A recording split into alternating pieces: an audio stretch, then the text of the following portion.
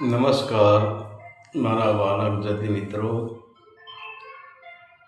અલગ ધણી લોકસાહિત્ય ચેનલમાં આપનું સ્વાગત છે.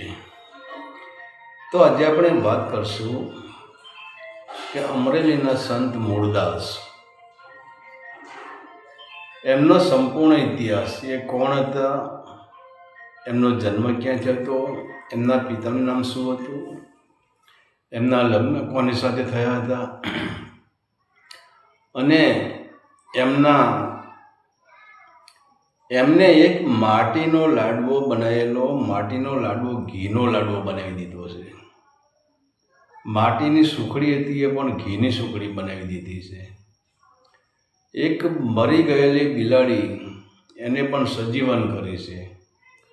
અને એક દીકરી, એમની જે કૂવો હતો, કૂવામાં આપઘાત કરવા જે દીકરી ગઈ હતી, અને એનું પાપ મૂળદાસે માથે લઈ લીધું છે. તો આવા મહાન સંત એવા મૂળદાસનો આજે આપણે સંપૂર્ણ ઇતિહાસ જોઈશું.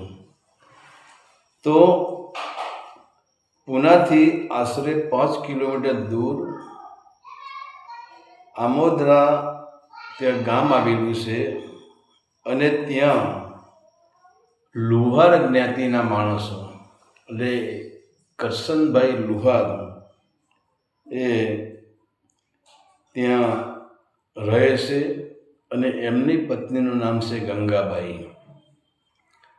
તો હવે ગંગાબાઈ અને આ કરશનભાઈ, હવે લુહારને તો શું હોય, લોખંડનો ધંધો હોય, તો ત્યાં લોખંડનો ધંધો કરે છે. ભઠ્ઠી છે, ભઠ્ઠી પર લોખંડને તપાવે છે અને ઓજારો બનાવે છે. ત્યાં 11ને સોમવારના દિવસે કહેવાય છે કે એમના ત્યાં એક બાળકનો જન્મ થાય છે. અને એનું નામ મૂળજી રાખવામાં આવ્યું હતું, કારણ કે એ સુખનું મૂળ છે. જ્યારે એની કુંડલી નીકાળી ત્યારે બ્રાહ્મણોએ કહ્યું કે આ મૂળજી, આ માણસને લોકોનું મૂળ છે, આ સુખનું મૂળ છે. લોકો આની પાસે આવશે તો એમના બધા દુઃખા ભાગશે. તો આ સુખનો મૂળ છે, તો આનું નામ મૂળ પરથી મૂળજી નામ રાખવાનું. તો એનું નામ મૂળજી રાખવામાં આવ્યું. અને જ્યારે કહેવાય છે કે મૂળજી એ 10-11 વર્ષનો થાય છે, ત્યાં એના બાપુ સાથે, એમના પિતાજી સાથે, એ કરશનભાઈ સાથે કામે લાગી જાય છે. અને પોતે પણ લુહારી કામ કરે છે. પોતે જે લોખંડ ગરમ કર્યું હોય એને, હવે 11 વર્ષની ઉંમરમાં એ બાળક લોખંડને હથોડા મારે છે, લોખંડને ઘણ મારે છે, ને ઓજાર બનાવવા માટે એ કરશનભાઈને મદદ કરે છે. તો ધીરે ધીરે આ મૂળજીની ઉંમર વધતી જાય છે. અને ત્યાર પછી એમના પિતાજી એમના લગ્ન કરાવે છે. અને એ લગ્ન કરાવે છે, એનું નામ લગભગ લાભુબા કે લીલુબાઈ એવું કોઈ નામ હતું. એવું એ લીલુબા સાથે એમના લગ્ન થઈ જાય છે. પછી તો હવે એમની પત્ની પણ ધર્મપ્રેમી છે, અને એ પોતે પણ ધર્મપ્રેમી છે. બંને ભક્ત જ છે. અને પછી બંને જણા સાથે ભક્તિ કરે છે. ત્યાં પછી એક દિવસ એવી ઘટના ઘટે છે કે આ મૂળજી એમના પિતાજીને કહે છે કે હે પિતાજી, આજે તમારે અને મારી માતાને, તમારે એટલે કે લાકડા લેવા જવાનું નથી. આજે જંગલમાં હું જઈશ અને હું લાકડા કાપીશ અને એનો કોલસો પાડીને ઘરે લાવીશ. તો હવે મૂળજી તો જ્યાં સવારે એક કુહાડો લઈને, એક ધારિયું લઈને અને એક દાંતરડો લઈને જંગલમાં નીકળી જાય છે અને લાકડા કાપે છે, લીલા લાકડો કાપે છે. પછી એ લીલા લાકડાનો ભઠ્ઠો બનાવે છે અને એમાંથી જે કોલસા પડે અને બીજા અંદર થોડા સૂકા લાકડા નાખે, થોડા લીલા લાકડા નાખે, એમ કરીને એના કોલસા પાડે અને એ કોલસાથી પછી પોતાની લુહારની કોડ આ કરશનભાઈ ચલાવતા હતા. તો મૂળદાસ પોતે જંગલમાં જાય છે અને લાકડો કાપીને કહ્યું કે પિતાજી હું કોલસા લઈને ઘરે આવીશ, અને સાંજ સુધી તો કોલસા થઈ જાય. પણ અહીંયા સમયમાં છે પરિવર્તન એવું થાય છે કે જેને ઠોકર વાગે ને સામાન્ય ઠોકરમાં એનું જીવન સુધરી જાય. એટલે કહે છે કે તેજીને ટકોર અને ગધેડાને ડફણો. જો તેજીલો પુરુષ હોય એને એક ઠોકર વાગે તો એનું જીવન પરિવર્તન થઈ જાય, અને ગધેડા જેવો માણસ આખી જિંદગી કોઈ સાચા સદગુરુ પાસે રહે તો પણ એનું પરિવર્તન થાય નહીં. તો અહીંયા એવી ઘટના ઘટે છે કે જ્યારે આ મૂળજીએ જ્યાં લાકડા ભેગા કર્યા છે અને કોલસા પાડવા માટે જ્યાં લાકડાને અગ્નિ ચાંપે છે, અને ત્યાં તો પછી એ જુએ છે તો એ લાકડામાંથી કેટલી અસંખ્ય કીડીઓ અને અસંખ્ય મકોડા બહાર નીકળતા જુએ છે, અને પછી તો લાકડામાં અગ્નિ પકડી લેશે. તો મૂળજીને એમ થઈ જશે કે અરે મેં આ શું કરી નાખ્યું, મેં પાપ કરી નાખ્યું. હવે જે અગ્નિ પ્રગટ થઈ એને મારે બુઝાવી કેવી રીતે? પણ અગ્નિ તો બુઝાવતા નથી. સાંજે કળસા લઈને ઘરે આવે છે અને ત્યારે એમને બહુ જ પસ્તાવો થાય છે. ત્યારે એમની પત્નીને કહે છે કે આજે મેં કેટલું બધું પાપ કરી નાખ્યું છે, હું પાપી છું. મારા જીવનમાં ન કરવાનું કર્મ આજે મેં કરી નાખ્યું છે. મેં કેટલી કીડી, કેટલી મકોડી, કેટલા જીવજંતુને આજે મેં એક કોલસાની લાલચમાં, એક પાપી પેટના માટે મેં કેટલાને મારી નાખ્યા છે, કેટલાને મેં પ્રાણ લીધા છે. ત્યારે કહે છે કે લીલોબાઈ કહે છે કે ભગત હવે પસ્તાવો કરે શું દિવસ વડે? ત્યારે મૂળજી કહે છે કે આનો પસ્તાવો તો મારે કરવો જ પડે, પણ હવે એક વસ્તુ છે કે હવે મારે અહીં રોકાવું નથી, કારણ કે મેં પાપ એટલા બધા કર્યા છે, કેટલા જીવ મેં માર્યા છે, તો હવે મારે અહીં રોકાવું નથી, હવે મારે નીકળી જવું છે. ત્યારે એમને બધા સમજાવે છે, ગામના લોકો પણ સમજાવે છે કે આ તમારો ધંધો છે ને આવું તો ચાલે કરે ને, ધંધામાં તો કે તમે લાકડા બાળો એટલે મેં તો જીવાત હોય જ. પણ હવે આ સમજવા તે નથી, એમને ઠોકર વાગી ગઈ કે મેં કેટલું પાપ કરી નાખ્યું છે. તો બધા સમજાવે છે પણ તે સમજવા તૈયાર નથી. તો એ ત્યાંથી આમોદરાથી નીકળીને સીધા જોલાપર ગામ આવે છે, અને જ્યાં જોલાપર ગામ આવે છે ત્યાં એવું બને છે કે જ્યાં એ ગામમાં પ્રવેશ થાય છે, સામે એક આહીરની ડેલી છે. ત્યાં કહે છે કે જસુબા નામના આહીની અને એમના પત્નીનું નામ છે દેવાનંદ. આ દેવનંદ આહિર અને એમની પત્ની જસુબા એ બંનેને મળે છે અને પછી કહે છે કે મારે અહીંયા રોકાણ કરવું છે, મારે અહીંયા વિસામો કરવો છે. ત્યારે એમને પણ કોઈ સંતાન ન હતું. ત્યારે જસુબા જે આહિર છે એ એમના પતિને કહે છે કે દેવનંદને કહે છે કે આપણે આમે પણ કોઈ પુત્ર નથી, આપણે સંતાન નથી, તો આપણે આ દીકરાને અહીં રાખી લઈએ. અને જુઓ તો ખરો દીકરો કેટલો તેજસ્વી છે, દીકરો કેટલો રૂપાળો છે. ત્યારે પછી કહેવાય છે કે મૂળદાસ આ દેવનંદ જે આહિર છે એના ત્યાં રોકાય છે, એને આ ખેતીવાડીનું કામ કરે છે અને મફતનો રોટલો ખાતા નથી, પોતે પરિશ્રમ કરીને જ રોટલો ખાય છે. અને ત્યાં પછી એવું બને છે કે જોલાપરમાં જે કોટેશ્વર મહાદેવ આવ્યા હતા એના દર્શન કરવા માટે આ આહિર અને આ મૂળજી બંને કોટેશ્વર મહાદેવના દર્શન કરવા જાય છે. અને પછી તો એવું મૂળજીને થઈ ગયું કે દર પૂનમે કે દર સોમવારે એ નજીકમાં જ કોટેશ્વર મહાદેવ ત્યાં દર્શન કરવા જાય છે અને ત્યાં શિવજીની ભક્તિ કરે છે. હવે આ કોટેશ્વર મહાદેવનો એક ઇતિહાસ એવો પડ્યો છે કે જ્યારે અલાઉદ્દીન ખિલજી જ્યારે આપણે હિન્દુઓના મંદિર તોડવા માટે અહીંયા આપણા ભારતમાં આવ્યા, આપણા ગુજરાતમાં આવ્યો, અને ત્યારે કહેવાશે કે એને ઘણા બધા મંદિર તોડી નાખ્યા છે. પરંતુ જ્યાં કોટેશ્વરમાં મહાદેવ છે એનું શિવલિંગ તોડવાનો જેને પ્રયત્ન કર્યો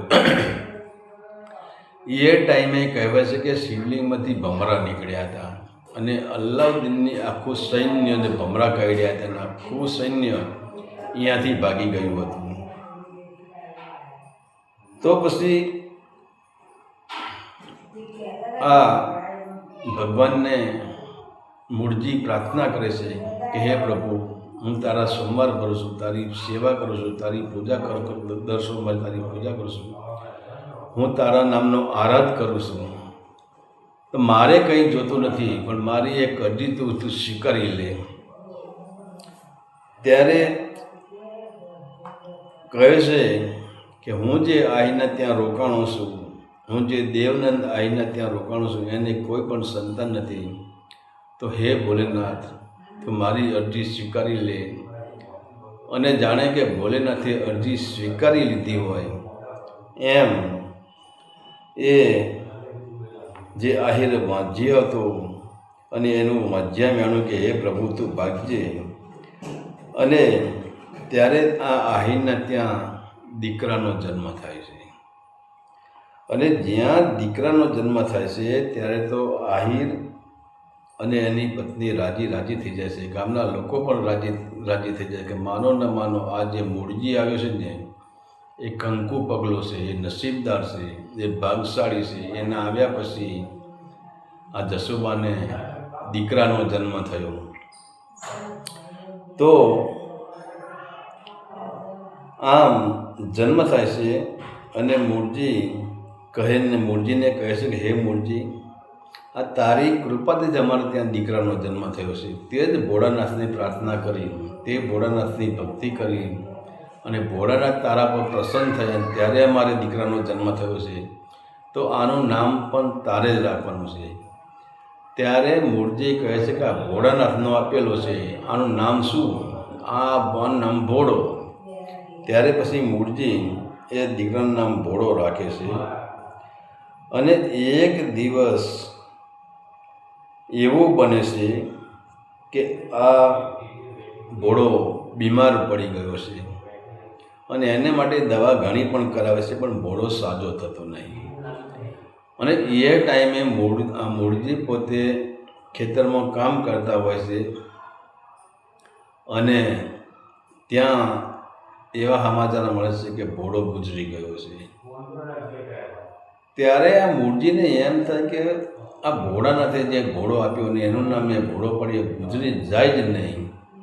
હવે મૂળજી સીધા ઘરે નથી આવ્યા, સીધા મહાદેવે જાય છે અને કોટેશ્વર મહાદેવે જઈને મહાદેવને ફરિયાદ કરે છે કે તમે આપેલો ગુજરી ગયો કેમ? અને ત્યારે પછી કહે છે કે હું ઘરે જાઉં છું, હે ભોલેનાથ, હે મહાદેવ, હું ઘરે જાઉં છું, તમે આને જીવતદાન આપો. અને પછી મહાદેવ એના પર પ્રસન્ન થાય છે કે તારી પરીક્ષા હતી. અને પછી ત્યારે કહેવાય છે કે મૂળજી ઘરે આવે છે અને ભોળાને સાથ કરે છે. એ ભોળા શું કરવા તું ધતંગ કરે છે? સાનામાનો ઊભો થા ભાઈ, ઊભો થા. આમ જ્યાં આવો હાથ પાડે છે અને ભોળા પર જ્યાં સફેદ કપડું જ્યાં એમના પર કફન ઢાંકેલું હતું અને તું શું તને કંઈ ભાન છે? જો નાની ઉંમરમાં તું કફન ઓઢીને સૂઈ ગયો છે એમ કહીને જ્યાં કફન ખેંચે છે ત્યાં ભોળો આળસ મળીને ઊભો થાય છે. અને ત્યારે ભોળો મૂળજીને મોટા ભાઈ કહેતો. મોટા ભાઈ થોડીક નિંદર લાગી ગઈ હતી. ત્યારે ગામ લોકોને થઈ જાય છે કે વાહ મૂળજી વાહ, અને ત્યારે ગામ લોકોને એમ કે માનો કે ના માનો, આ કોઈ સામાન્ય પુરુષ નથી. અને ત્યારે એની માતાને જે જસુબાને અને દેવ આનંદ જે આહિર છે એને પણ બંને હાથ જોડી દે કે ભાઈ તું સામાન્ય માણસ નથી. ત્યાર પછી ત્યાં એવી ઘટના ઘટે છે કે આજુબાજુ ગામના લોકો એમના નામની વાહ કરે છે. અને એક વખત એવું બને છે કે આ આહિરના ખેતરમાં મજૂરો કામ કરતા હોય છે. તો જસુબાને એમ થયું કે લાવને મજૂરો કામ કરે છે, આજે સારો દિવસ છે અને મજૂરો માટે આજે લાડવા બનાવી દો. તો પછી જસુબા પોતે લાડવા બનાવે છે, ચોખ્ખા ઘીના લાડવા બનાવીને મજૂરો માટે મોકલે છે. હવે ત્યારે આ મૂળજી એક ખેતરમાં એક સાપરી બાંધીને રહે છે અને સાપરીની બાજુમાં જ્યાં ઝાડ છે ત્યાં એમના બળદ બાંધે છે. હવે લાડવા તો ખેતરમાં આવી ગયા. ત્યારે મૂળજી કહે છે તમે એક કામ કરો, તમે બધા જમી લ્યો, તમે બધા ખાઈ લ્યો, હજુ મારે બળદને પાવાના છે. તો બળદને પાઈને પછી હું ખાવા બેસીશ, પહેલાં તમે જમી લ્યો. હવે આ મજૂરો એવા છે ને એ બધા લાડવા ખાઈ જાય છે અને એમને થઈ જાય કે આ ભગતડો છે, આજે આનું પારખું લઈએ, આ સાચો ભગત છે ખોટો ભગત છે. તો એ સાચા લાડવા ખાઈ જાય છે ને માટીના લાડવા છે અહીંયા બનાવીને એ ઠેલીમાં ભરીને ઠેલી મૂકી દે છે.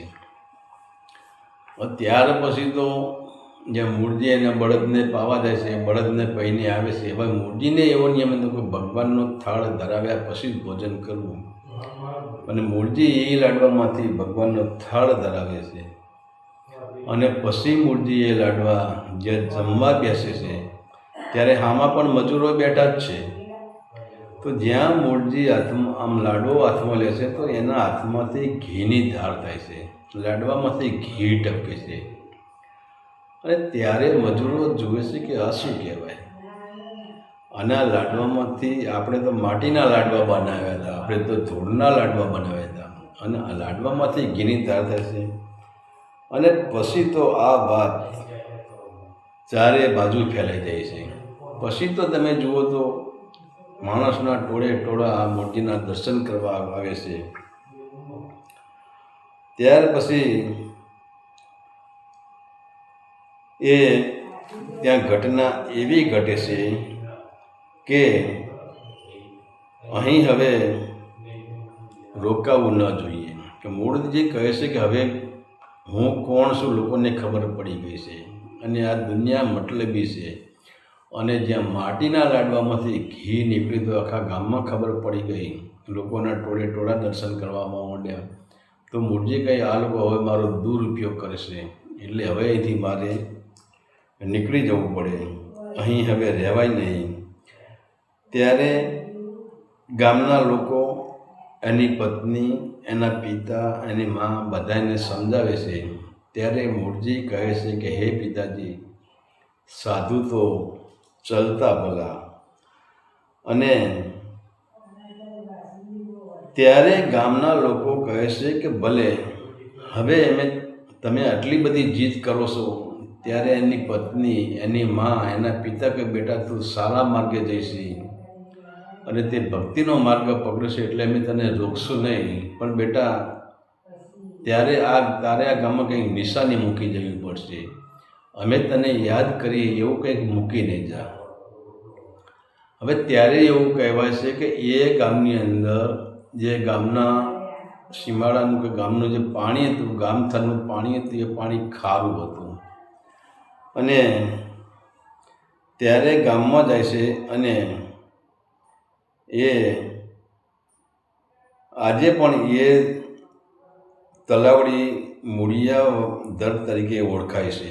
અને એ મૂળિયાદર જે તલાવડી છે એમાં આજ પણ મીઠું પાણી છે, ચારે બાજુ ખારું પાણી છે, ફક્ત એક તલાવડીનું જ મીઠું પાણી છે. અને પછી તો ત્યાંથી આ નીકળી જાય છે અને ત્યાર પછી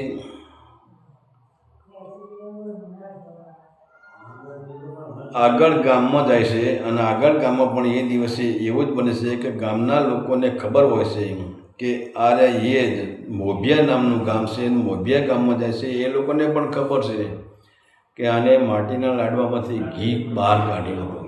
તો એ ગામના લોકોને ખબર કે આ જ મૂર્તિ છે.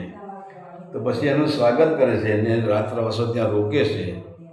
પણ બીજા દિવસે સવારે એવું બને છે કે આ મૂળદાસ ગામના તળાવે બેઠા હોય છે ગામ બહાર, અને ત્યાં લોકો પછી ગામના તળાવમાં જે કાદવ હોય ને, પાણીનો કાદવ, એ સુકાઈ ગયેલો કાદવ એની સુખડી બનાવે છે અને સુખડીનો થાળ ભરીને મૂળજી પાસે આવે છે અને કે અમારે તમારી તપસ્યા જોવી છે, તમે સાચા છો, તમે ખોટા છો,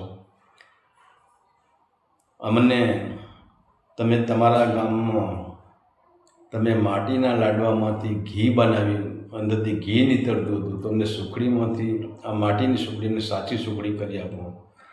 ત્યારે મૂળજી કહે છે કે હવે અહીં રોકાવાય નહીં, હવે શું કરવું? અને પછી તો એ ફટાફટ એ સુખડી બનાવીને એ ત્યાંથી પછી નીકળી જાય છે અને કહે છે કે આ ગામે મારી પરીક્ષા લીધી છે, અને પછી એ સુખડી ઘીની બની જાય છે. અને ત્યાર પછી હવે મૂળજી કે હવે ક્યાં જવું? ત્યારે ફરતા ફરતા ફરતા એ ગિરનારમાં આવે છે અને ગિરનારની તળેટીની અંદર જે ગુફાઓ છે એ ગુફામાં જાય છે અને ત્યાં ગુફામાં જઈને જુએ છે એક મહાત્મા સમાધિમાં બેઠા છે. હવે મૂળજીને એમ થયું કે આ મહાત્મા સમાધિમાં બેઠા કે એને અહીંયા અવાજ તો કરાય નહીં, અહીંયા હોકારો કરાય નહીં, અહીંયા જગાય નહીં, અહીંયા બોલાય નહીં, એમને જગાડાય નહીં, તો સમાધિમાં વિક્ષેપ પડે. એટલે મૂળદાસ ત્યાંને બહારની ગુફાની બહાર ઊભા રહ્યા છે. પણ આમાં બન્યું છે કે મૂળદાસને પણ ભૂખ લાગી છે. હવે કરવું શું? ત્યાં મૂળદાસ વિચાર કરે છે કે હવે ભૂખ તો લાગી છે, પણ સાધુ ક્યારે જાગે? અને એમ કરતાં તો ગુફામાંથી થોડા આગળ જાય છે અને જ્યાં પથ્થરથી નીચા ઉતરે છે અને પથ્થરથી નીચો જ્યાં પગ મૂકે છે ત્યાં એમને વીંછી કરડે છે. હવે વિચાર તો કરો, જંગલના વીંછી કેટલા ભયંકર વીંછી હોય. એમને વીંછી ડંખ મારે છે, એમ કરતાં પણ એ કંઈ બોલતા નથી. આ કે હું મને વીંછી કર્યો, ઓ બાપલિયા, એવું કંઈ બોલતા નથી. એમ કરતાં કરતાં આખી રાત ત્યાં નીકળી જાય છે અને રાત્રે પોતે ભૂખ્યા પાણી પીને ચલવી જાય છે. બસ સવારે પાછો જ્યારે સૂર્યોદય થાય છે ત્યારે આ મૂળજી છે એ જંગલમાં જાય છે અને કંદમૂળ, જે ફળ ફૂલ કંદમૂળ જે ગિરનારની તળેટીમાંથી મળે એ લઈને આવ્યા છે. અને પછી ત્યાંથી એમ કહે છે કે આ બાવલિયાને જો ત્યાં રહે પછી આપણે જમીએ, અને ત્યાં મૂકે છે. અને પછી હવે થોડા ઘણા, વધારે કંદમૂળ તો હતા જ નહીં, થોડા ઘણા કંદમૂળ હતા ત્યાં મૂકે છે. અને મૂક્યા પછી એમ કે આ બાવલિયા માટે પ્રસાદી છે, અને જ્યાં સુધી આ જોગીડો પ્રસાદી ખાય નહીં ત્યાં સુધી આપણે તો ખવાય જ નહીં. પણ ત્યાં એમની નજર ખીંટીએ ભરાવેલી એક બસકી ઉપર જાય છે અને જુએ છે તો એ બસકીમાં અન્ન પડેલું હોય છે. ત્યારે મૂળજીને એમ લાગે છે કે વાંધો નહીં, આ બસકી છે એ ઉતારી લઉં અને બહાર જઈને ખાઈ લઉં. અને હવે જો બરાબર આ મૂળજી ત્યાં ખાવા બેઠા છે ત્યાં એવું બને છે કે હજુ આમ બસકી છોડે છે, એમાં જંગલમાંથી એક વાંદરો આવે છે અને આખી બસકી લઈને ઝાડ ઉપર જતો રહે છે. હવે મૂળદાસને શું કરવું? ત્યારે મૂળદાસ કે હવે ફળ ખાવા છે. ત્યાં પછી ફળ જે લાવેલા હોય જંગલી ફળ એ જ્યાં અંદર લેવા જાય છે અને લઈને જ્યાં બહાર આવે છે ત્યાં જુએ છે કે જે પથરા પર મૂળજી બેઠો હતા એ જ પથરા પર એક ચિત્તો આવીને બેઠો છે. હવે મૂળજીને એમ થાય કે એક બાજુ વીંછીની વેદના, એક બાજુ ભૂખ લાગી છે, એક બાજુ જે ગુફામાંથી જે પોટલી લાવી એ પોટલી વાંદરો લઈ ગયો છે, અને હવે ચિત્તો આવીને બેસી ગયો. તો થોડી વારે ચિત્તો જતો રહેશે, પછી એ ત્યાં બેઠા છે અને ત્યાર પછી એ દીપડો ચિત્તો જતો રહેશે અને ફળ ખાઈને જ્યારે ગુફામાં જાય છે ત્યારે આ જે જોગીડો હોય એમની સમાધિમાંથી જાગૃત થયેલો હોય છે અને ત્યારે આ મૂળજી એમના પગમાં પડી જાય છે અને કહે છે કે હે બાવલિયા, હે જોગીડા, હું તમારા સાનિધ્યમાં આવ્યો તો એમ મને દીક્ષા આપો. ત્યારે આ બાવલિયો દીક્ષા આપવાની ચોખ્ખી ના પાડે છે અને કહે છે કે ભાઈ, સંસારી માણસ અમારી પાસે ચાલે નહીં. તે લગ્ન કરેલા છે. બાવલિયાને ખબર પડી જાય કે તે લગ્ન કરેલા, તું મારી પાસે ના ચાલે. અમારી પાસે તો ફક્કડ માણસોની જરૂર છે. અને એમ કહીને કહે છે કે તું એક કામ કર, હું તને દીક્ષા નહીં આપું, પણ તું એક કામ કર, તું અહીંથી ગંડલ જા અને ત્યાં લોહનગરી નામના એક સંત તને દીક્ષા આપશે. હવે જ્યાં આ મૂળજી છે એ ગંડલ આવે છે અને જે લોહનગરી છે ગુરુ એમના આશ્રમમાં જાય છે અને ત્યારે બધી વાત કરે છે કે હું જુનાગઢ આ ગુફામાં ગયો તો એ સાધુએ, એ બાવલિયાએ મને અહીં મોકલ્યો છે, ગુરુજીએ મને અહીં મોકલ્યો છે. ત્યારે લોહનગરી કહે છે કે ભાઈ, તને એકદમ હું ગુરુબોધ ના આપું, એકદમ દીક્ષા ના આપું, અને તારે 12 વર્ષ સુધી આ મારા આશ્રમમાં કામ કરવું પડશે અને પછી હું જોઉં કે તું દીક્ષાને પાત્ર છે કે નથી. તો વિચાર તો કરો, આ મૂળજી 12 વર્ષ સુધી ત્યાં કામ કરે છે અને ત્યાર પછી લોહલંગીરજીને એવું લાગે છે કે સાચું છે. તો લોહલંગીર તેમને પછી દ્વારકા લઈ જાય છે, દ્વારકાની યાત્રા કરાવે છે અને દ્વારકાની યાત્રા કરાવીને પછી બંને પાછા આવે છે અને ત્યારે પછી આ લોહલંગરી જે ગુરુ છે એ મૂળદાસને દીક્ષા આપે છે અને એનું નામ પછી મૂળદાસ પાડે છે. પણ ત્યારે લોહલંગરી કહે છે કે ત્યારે હવે અહીં રોકાવાનું નથી. અને પછી આ ગુરુ કહે કે હે મૂળદાસ, તે મારાથી એક વાત છુપાવી છે. ત્યારે મૂળદાસને એમ લાગે, મેં કઈ વાત છુપાવી? મેં તો 12 વર્ષ ગુરુજીની સેવા કરી છે, મેં કોઈ છલ કપટ કે દગા કે પ્રપંચ આ આશ્રમમાં આવીને મેં કર્યો જ નથી, મેં વાત કઈ છુપાવી? ત્યારે લોહલંગરીજી કહે છે કે હે મૂળદાસ, તે લગ્ન કરેલા છે અને તારી પત્ની છે જે લીલુબાઈ, એ પણ ભક્તિ માર્ગમાં ભરેલી છે અને તારા પિતા પણ ભક્તિ માર્ગના છે. તો તું તારી પત્નીને તું છોડી ના શકે અને તારે તારી પત્નીને અહીં બોલાવવી પડશે અને તારે તારી પત્ની સાથે જ રહેવું પડશે અને તારે અમરેલી જવું પડશે. ત્યારે લોહલંગરી કહે છે કે તમારી પત્ની સાથે તમે અમરેલી લઈ જાઓ અને અમરેલીમાં તમે નિવાસસ્થાન કરો અને ત્યાં તમે ભક્તિ કરો. હવે આ મૂળજીમાંથી મૂળદાસ બની ગયા, પણ હવે એ અમરેલીમાં જાય છે એમની પત્નીને લઈને. એમના પિતાજી પણ સાથે જ હોય છે અને અમરેલીમાં જ્યાં જાય છે ત્યાં પછી આ લોકોને લોહાર જ્ઞાતિનો ભેટો થઈ જાય છે અને લોહારના ઘરે જ આ લોકો ઉતરે છે. ત્યારે લોહાર જ્ઞાતિ બધી મળીને કહે છે કે અમે પણ લોહાર છીએ અને તમે પણ લોહાર છો અને અમારી જ્ઞાતિમાં તમે આવા એક પીર થઈ ગયા, તમે મૂળદાસ બાપુ છો, તમે પડસાદારી છો, તો અમને અમારી જ્ઞાતિમાં ગર્વ છે કે અમારી જ્ઞાતિમાં એક આવો બાવલિયો થઈ ગયો, એક આવો જોગીડો પાક્યો. તો હવે તમારે ક્યાંય જવાનું નથી, અમે અમારા ખર્ચે અહીં આશ્રમ બનાવી દઈએ અને તમારું બધું, તમારે જે ઘટતું હોય એ મેં બધું પૂરું કરી દઈશું. પછી તો ત્યાં એક આશ્રમ બનાવે છે અને પછી ત્યાં કહેવાય છે કે ત્યાં અન્નચિત્ર ચાલે છે હવે અહીંયા જે આશ્રમ બનાવ્યું એ ટાઈમે એવી ઘટના ઘટની હતી. હવે આશ્રમ બનાવ્યું કે એ ટાઈમે કોઈ ઝાડ તો હોય જ નહીં, તો બધા જ બેઠા છે ને ત્યારે આ મૂળદાસ કહે છે કે એમના જે ભક્તો બધા બેઠા હોય છે કે અહીંયા આપણે ઝાડ નથી, કંઈક ઝાડ રોપવું પડશે. ત્યારે બધા કે બાપુ એ ઝાડ તો ક્યારે રોપીએ ને ક્યારે ઝાડ થાય ને ઝાડ ક્યારે મોટું થાય ને કેટલા વર્ષ વીતી જાય.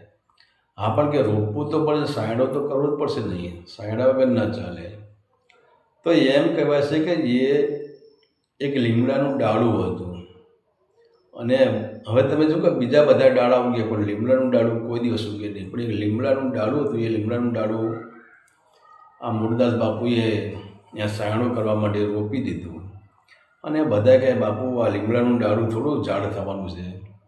પણ તમે જુઓ તો જોતામાં એક અઠવાડિયામાં તો એ લીમડો ઘોર લીમડો થઈ ગયો, મોટું વૃક્ષ બની ગયું. અને આ ચમત્કારના ડંકા ચારે બાજુ વાગવા માંડ્યા. અને ત્યાર પછી જામનગરના રાજાનો જન્મદિવસ હોય છે. અને ત્યારે પણ આ મૂળદાસ બાપુ જામનગર એમના એક સેવક હોય છે, એમના ત્યાં ગયેલા હોય છે. અને એ દિવસે જામનગરના મહારાજા જામ સાહેબ એમનો જન્મદિવસ હતો. ત્યારે હવે જામનગરના મહારાજાનો જન્મદિવસ એટલે આખા જામનગરમાં એમનો વરઘોડો કાઢે, એમને હાથી પર બેસાડે અને એમનો જન્મદિવસ ઉજવે.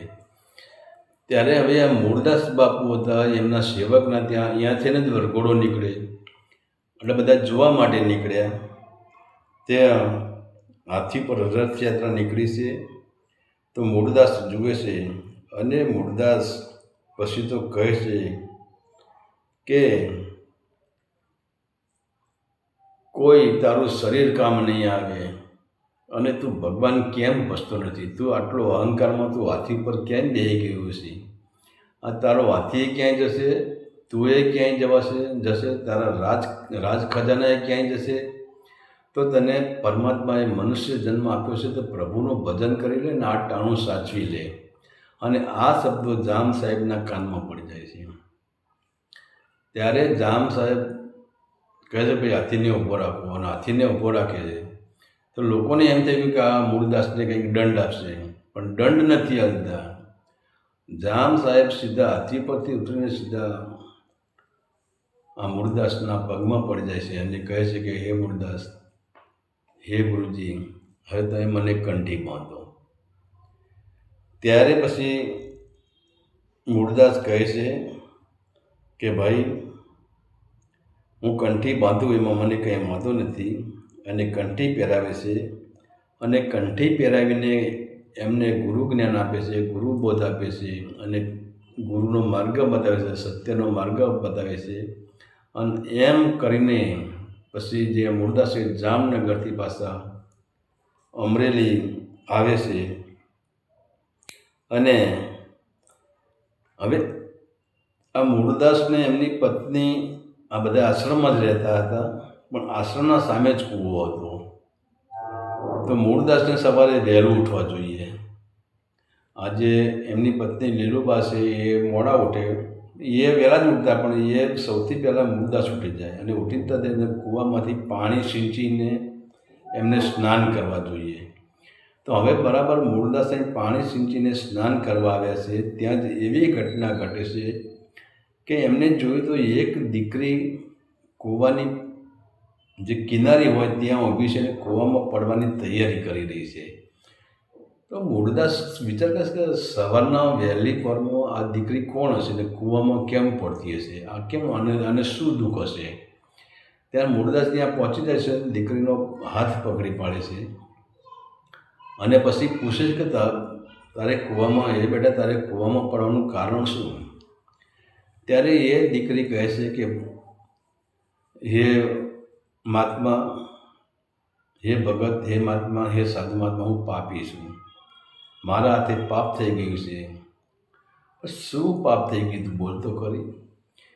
એટલે કે મારે એક વ્યક્તિથી પ્રેમ થઈ ગયો અને એના પ્રેમમાં હું ગાંડી બની ગઈ અને મેં કામ વાસના ઉપર આવી ગયા અને એના મારા ગર્ભમાં એનું બાળક છે, હું ગર્ભવતી છું અને મને કુંવારી કલંક લાગ્યું છે. તો હવે મને આપઘાત કરી દો. મેં હદ બહારનું પાપ કરી નાખ્યું છે. હવે મારે જીવવાનો અધિકાર નથી. અને જો હું સવારે એનું નામ દઈશ તો ગામના લોકો એને મારી નાખશે. તો હવે મારે એનો જીવ બચાવવો છે. ભલે હું મરી જાઉં, મેં જેને પ્રેમ કર્યો છે એનો મારે જીવ બચાવવો છે. મારે શું કરવું હવે? તો તમે મને મરવા દો. ત્યારે મૂળદાસ વિચાર કરશે કે બેટા, તારો જીવ બચી જાય ને એનો જીવ બચી જાય એવું આપણે કામ કરીએ. તો કે શું કરવાનું? કે જ્યારે જો તને જગત પૂછે ને તો મારું નામ દઈ દેજે કે આ મૂળદાસનું બાળક છે, તો મારું નામ દઈ દેજે. અને જ્યારે સવારે લોકો પૂછે ત્યારે કહી દેશે કે ભાઈ આટલું મૂળદાસનું કામ છે, મૂળદાસનું બાળક મારા ગર્ભમાં છે. આ પછી ત્યાં જુઓ તો મૂળદાસને અવરા ગધેડે બેસાડે છે, લોકો પથ્થર મારે છે, લોકો એના ટીકાઓ કરે છે, હા કરે છે, એના ઘણું બધું કરે છે. અને ત્યાંથી પછી તો મૂળદાસ અને જે કોમાં પડવા આવી હતી એ દીકરી અને એ બધા અમરેલી બહાર રહે છે. પણ હવે આ ખબર જ્યાં પડે છે કે જામનગરના જામ સાહેબને ખબર પડે છે અને એમને થાય છે કે આવા તો ગુરુ કરાવાતા હશે, તો એમને પણ કંઠી તોડી નાખી છે. અને મૂળદાસને ખબર પડી કે આ જામ સાહેબે મારી કંઠી તોડી નાખી, જામનગરના રાજાએ મારી કંઠી તોડી નાખી. તો પછી એ પોતે જામનગર આવે છે અને જામનગર આવીને જ્યાં રાજ દરબારમાં આવે છે ત્યાં પછી જુએ છે કે જામ સાહેબ છે એ બીજા ગુરુના સામે બેઠા છે. અને મૂળદાસને જુએ છે એટલે જામ સાહેબ એમનું આખું મુખ ફેરવી લે છે.